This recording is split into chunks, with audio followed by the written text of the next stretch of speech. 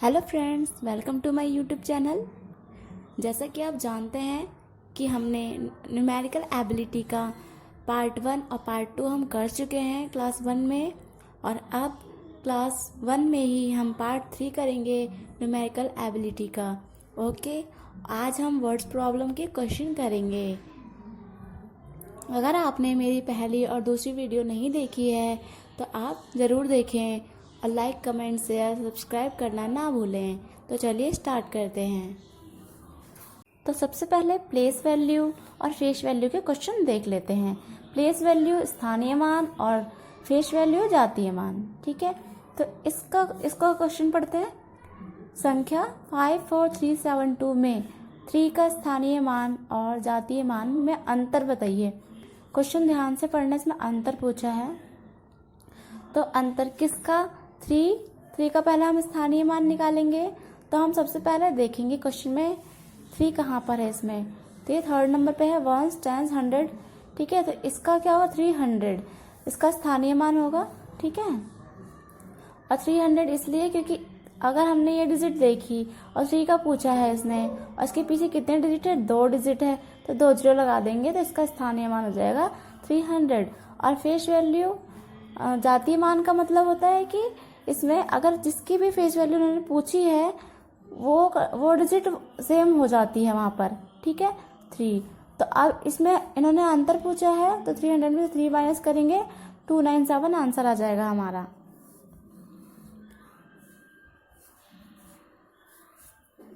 Second question देख लेते हैं। किन्हीं 5 क्रमागत विषम संख्याओं का योग, ठीक है, 165 है। सबसे बड़ी एवं सबसे छोटी संख्या के योग का आधा क्या होगा? तो हमें क्रमागत विषम संख्या पूछी है इन्होंने, तो अगर हम विषम संख्या ही लेंगे तभी हमारी सारी विषम संख्या जो है क्रमागत होगी। तो हम लेंगे यहाँ पर x मान लिया, क्योंकि हमें नहीं पता है कौन सी विषम संख्या लेनी है। ठीक है, तो हमने x ले लिया है।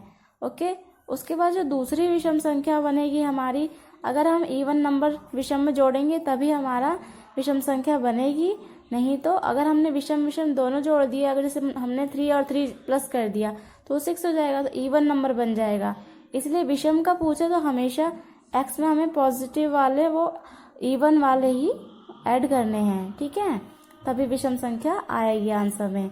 तो हमने दूसरी संख्या ली x+2, x+4, x+6 और पांचवी है x+8।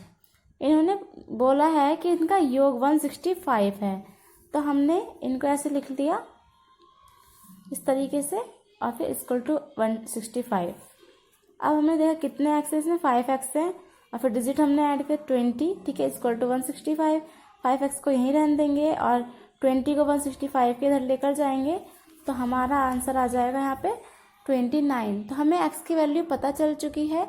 तो अब सभी में जो हमने x+2 लिया था, ठीक है, दूसरी संख्या, तो इसमें x की जगह हमें 29 रख देना है, +2 तो 31 दूसरी हमारी विषम संख्या आ गई। ऐसे ही x+4 में रखना है, 33 आ जाएगी। x+6 में रखेंगे तो 35 आ जाएगी, और x+8 में लिखेंगे तो 37। तो अकॉर्डिंग टू क्वेश्चन यहाँ पे बोला है सबसे बड़ी एवं सबसे छोटी संख्या के योग का आधा। ठीक है, तो हमने देख लेते हैं सबसे छोटी संख्या कौन सी है विषम, 29। ठीक है, उसके बाद है सबसे बड़ी हमारी 37, तो इनका योग, ठीक है, कितना होगा 66, और योग का आधा 33। अगर हम 2 से डिवाइड कर देंगे तो 33 आंसर आ जाएगा। ये क्वेश्चन देख लेते हैं। एक सेना का जनरल चाहता है कि उसके 36562 जवान एक ठोस वर्ग बनाएं। ठीक है, अब इन्होंने वर्ग की बात करी है। उसके बाद व्यवस्थित करने पर उसने पाया कि कुछ जवान बच गए हैं। तो बताइए कितने जवान बच गए हैं। तो वर्ग, ठोस वर्ग बनाएं। ठीक है, इसको हम देखते ही हमें पता चल जाएगा कि इस डिजिट का हमें वर्गमूल निकालना है। ठीक है, वर्गमूल निकालने के लिए हम इस तरीके से इसको डिजिट को अंदर की साइड रखते हैं। ठीक है, उसके बाद हम क्या करेंगे कि पेयर्स बनाते हैं। पीछे से पेयर्स बनाया हमने, इसमें हमने देखा अब यहाँ पे 3 बचा है, तो 3 अगर हम इसमें 1 1 जा करेंगे, ठीक है 1, हमें ऐसे डिजिट लानी है जो 3 आ जाए या फिर इससे थोड़ा सा कम। अगर हम 2 2 जा करते हैं तो 4 हो जाएगा, तो हम 1 1 जा ही करेंगे। ठीक है, तो हमने 3 में से 1 गए, यहाँ पे 2 बचा और 6 5 यहाँ पे जोड़ा ही उतरता हमेशा। ठीक है, अब इस 1 और इस 1 को हम ऐड कर देंगे। ओके, अब हमें ऐसे डिजिट से मल्टीप्लाई करनी है 265 के करीब डिजिट आए, तो हम 9 9 से करेंगे, 9 से करेंगे तो आ जाएगा हमारा 261।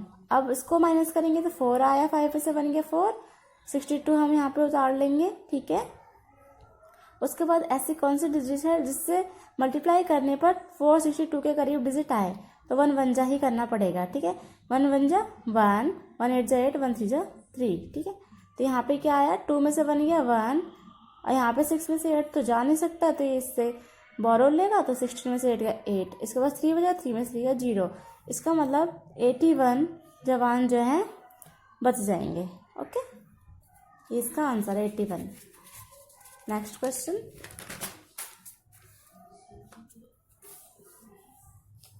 यहाँ पे लिखा है 70 और 100 के बीच में कुल कितनी अभाज्य संख्याएं हैं। अगर जैसे सेकंड वीडियो में मैंने इसे बताया था, अगर ये डिजिट आपको याद है तो आप किसी के बीच की 1 से 100 तक कुछ भी पूछ लो, उनके बीच की आप अभाज्य संख्या निकाल सकते हैं।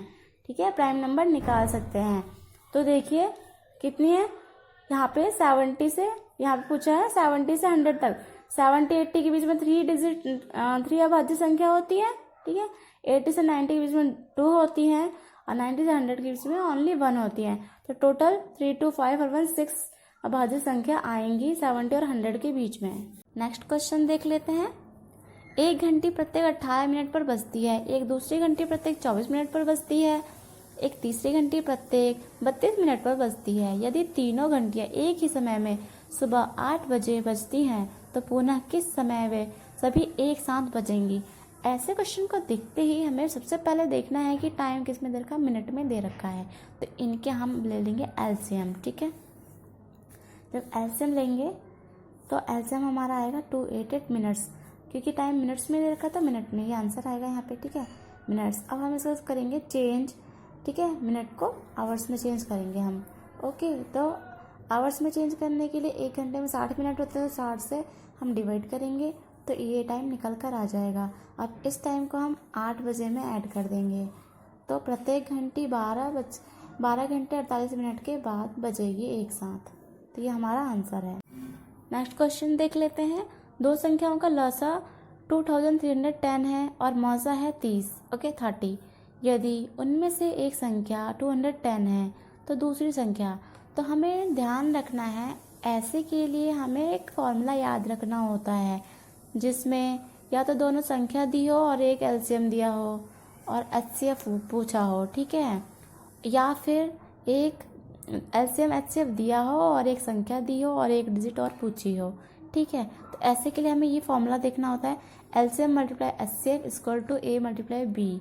ठीक है, इसका मतलब है पहली संख्या और दूसरी संख्या। ओके, तो इस फॉर्मूले में रख दो आप, या फिर ऐसे भी रख सकते हैं, ए मल्टीप्लाई बी, ठीक है, equal to H L. Okay, तो यहाँ पे पहली संख्या हमारी दे रखी है 210, दूसरी हमें नहीं पता, एचसीएफ दे रखा है, एलसीएम दे रखा है, तो ऐसे एक्यूरेट रख देंगे हम इसे। इसको सॉल्व करेंगे तो हमारा आंसर आ जाएगा 330। ओके, तो हमारा आंसर है 330, दूसरी संख्या हमारी आई 330। अब नेक्स्ट क्वेश्चन देखते हैं। दो संख्याओं का लसा 600 है तथा पहली और दूसरी संख्या क्रमशः 120 है और 115 है। अब देखिए इसमें मौसा पूछा है। ओके, उसमें एलसीएम एचसीएफ दे रखा था, लेकिन इस वाले में ओनली एलसीएम दे रखा है, दो संख्याएं दे रखी है। ठीक है, मौसा पूछा है तो भी वही हमारा फॉर्मूला लगेगा, जो जैसे है उसके अकॉर्डिंग रख देना है। ठीक है, और एचसीएफ हमारा आ जाएगा 23। किसी भी क्वेश्चन में डाउट हो, आपको थोड़ा एक्सप्लेन करके बताना हो, सीखना हो, ठीक है, तो मैं आपको बता सकती हूँ, आप कमेंट में बता दें मुझे।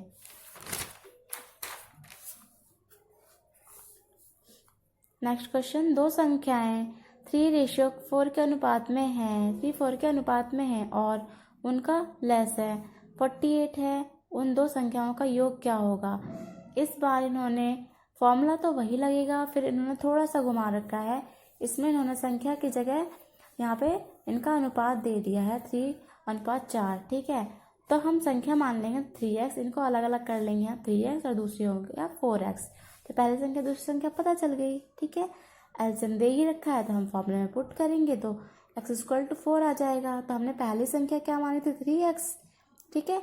3x, x की जगह हम ये 4 रखेंगे तो पहली संख्या हो गई 12। दूसरी संख्या हमने मानी थी 4x, तो 4x की जगह हम 4 रखेंगे तो 4 4 16। तो हमारा दोनों संख्याओं का योग क्वेश्चन में पूछा है, तो दोनों संख्याओं का योग हमारा 28 आ जाएगा आंसर। नेक्स्ट क्वेश्चन देख लेते हैं, ये भी थोड़ा उसी टाइप का क्वेश्चन है। 4 घंटियाँ 6 सेकेंड 8 सेकेंड 12 सेकेंड व 18 सेकेंड के अंतराल पर बजती हैं। इसमें देखिए टाइम सेकंड में दे रखा है। यदि वे एक साथ 12 बजे बजना शुरू करती हैं तो वह न्यूनतम समय क्या है जब वे फिर 7 बजेंगी। तो मैंने बताया था आपको ऐसे क्वेश्चंस में एलसीएम ही लेना होता है, तो हमने एलसीएम लिया, एलसीएम आया 72 सेकेंड। सेकेंड क्यों? क्योंकि क्वेश्चन में सेकेंड की ही बात कर रहे हैं ये, ठीक है। अब हम इसको मिनट में चेंज कर लेंगे। तो अब जानते हैं 1 मिनट का 60 सेकेंड होता है, तो इसमें 60 अलग कर लेंगे तो 1 मिनट आ जाएगा, और 72 में 60 माइनस करेंगे तो 12 सेकेंड बच जाएंगे, ठीक है। तो 1 मिनट 12 सेकेंड बाद वो दोबारा एक साथ बजेंगी। नेक्स्ट क्वेश्चन मैं अभी भी कह रही हूँ, अगर आपको कोई क्वेश्चन नहीं समझ में आया तो आप कमेंट में मुझे बता सकते हैं। 3 अंकों वाली एक संख्या 4a3 को 3 अंकों वाली दूसरी संख्या 984 में जोड़ने पर 4 अंकों वाली संख्या 13b7 प्राप्त होती है जो 11 से विभाज्य है। क्वेश्चन को देख के आप बिल्कुल भी मत घबराइए, क्योंकि अब इन्होंने बोला है ये जो संख्या है इन दोनों को जोड़कर जो संख्या आ रही है वो 11 से विभाज्य है। तो अब इस डिजिट की जगह हम ऐसा क्या रखें जो 11 से विभाज्य हो जाए, ठीक है। तो सबसे पहले हम 7 रख के देखते हैं, तो ये 3 रिमाइंडर बच रहा है, विभाज्य नहीं हो रहा है।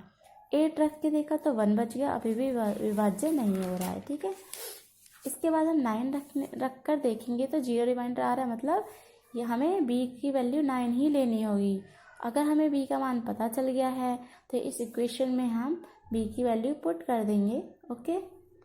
तो क्वेश्चन में दे रखा था इन दोनों डिजिट को जोड़ने पर ये आ रहा है, तो हमें पता है कि इसकी b की वैल्यू है 9, ठीक है। तो हम क्या करेंगे कि 4 या 3 यहीं रहने देंगे इसको, ओके। 4 या 3 यहीं रहने देंगे, इसे भी यहीं रहने देंगे और इसको उठाकर इधर माइनस में कर देंगे, ठीक है।